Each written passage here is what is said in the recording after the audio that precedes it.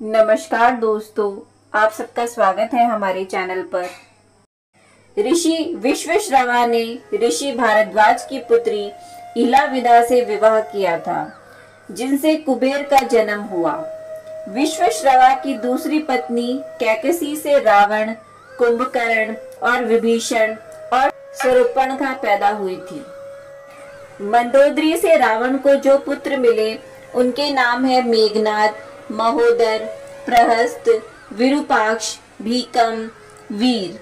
कहते हैं कि धन्यमालिनी से अतिक्या और त्रिरार नामक दो पुत्र जन्मे, जबकि तीसरी पत्नी से प्रहस्ता, नरांतका और देवतांका नामक पुत्र थे। मेघनाद का जन्म। मेघनाद रावण और मंदोदरी का सबसे ज्येष्ठ पुत्र था, क्योंकि रावण एक बहुत बड़ा ज्योतिषी भी था, जिसे एक ऐसा पुत्र चाहिए था जो कि महाबलशाली और महाप्रतापी हो। इसलिए उसने सभी ग्रहों को अपने पुत्र की जन्म कुंडली के 11वें स्थान पर रख दिया, परंतु रावण की प्रवृत्ति से परिचित शनिदेव 11वें स्थान से 12वें स्थान पर आ गए, जिससे रावण को मनोवांछित पुत्र प्राप्त नहीं हो सका। इस बात से क्रोधित रावण ने शनिदेव के पैर पर प्रहार किया था। वाल्मीकि द्वारा रचित रामायण के अनुसार जब मेघनाद का जन्म हुआ तो वह सामान्य शिशुओं की तरह रोया नहीं था, बल्कि उसके मुंह से बिजली की कड़कने की आवाज सुनाई दी थी। यही कारण था कि रावण ने अपने इस पुत्र का नाम मेघनाद रखा। मेघनाद का परिवार। मेघनाद की पत्नी का नाम सुलोचना और पुत्र का नाम अक्षय कुमार था। हनुमान जी ने अक्षय कुमार का अशोक वाटिका में वध कर दिया था। कहते हैं कि इसकी एक और पत्नी थी, जिसका नाम नागकर्ण था, जो पाताल के राजा शेषनाग की पुत्री थी। स्वर्ग को करा था विजयी। मेघनाद अपने पिता की तरह स्वर्ग विजयी था। उसने इंद्र को पराजित कर दिया था। इंद्र को परास्त करने के कारण ही ब्रह्मा जी ने इसका नाम इंद्रजीत रखा था।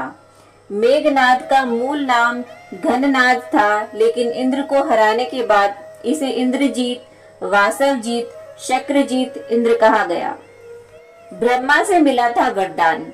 बंधक इंद्र को छुड़ाने के लिए जब ब्रह्मा ने आज्ञा दी तो मेघनाद ने इंद्र को बंधन मुक्त कर दिया था।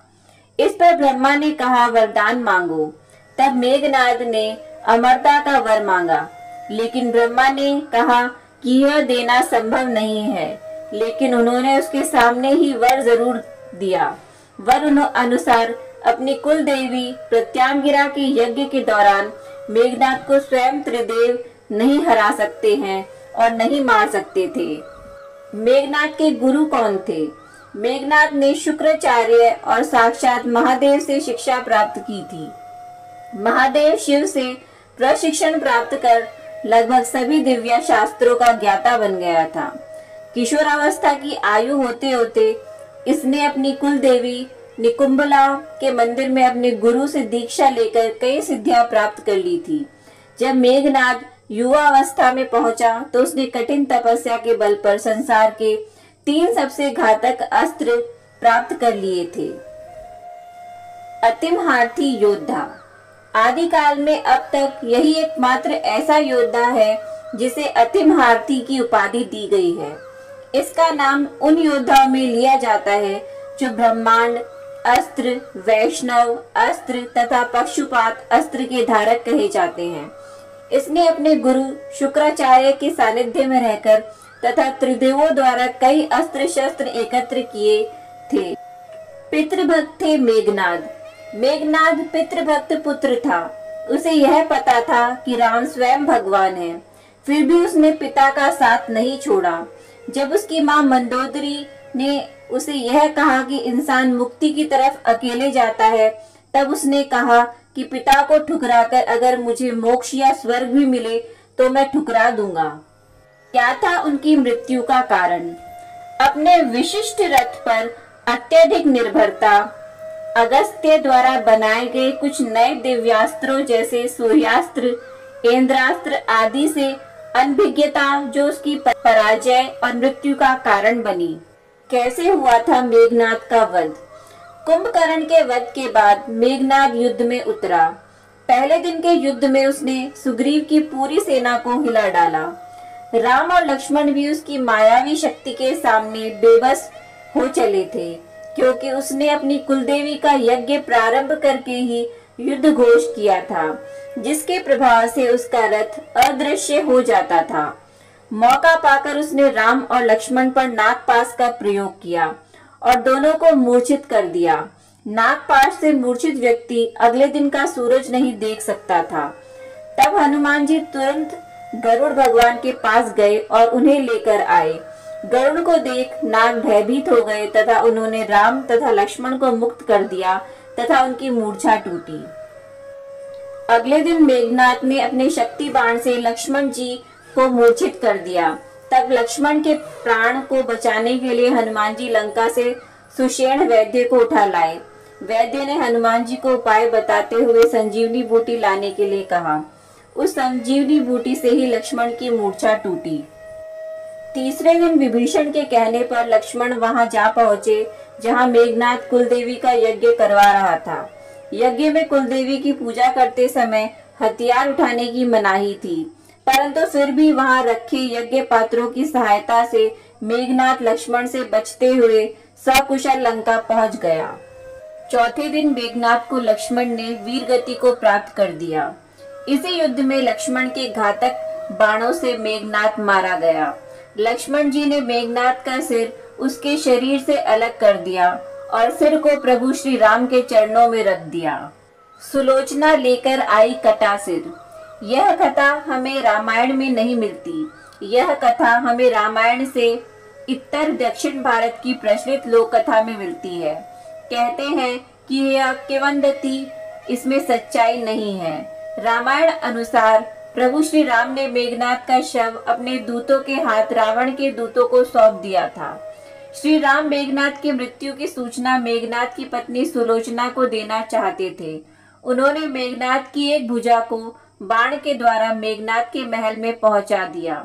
वह भुजा जब मेघनाद की पत्नी सुलोचना ने देखी तो उसे विश्वास नहीं हुआ कि उसके पति की मृत्यु हो चुकी है।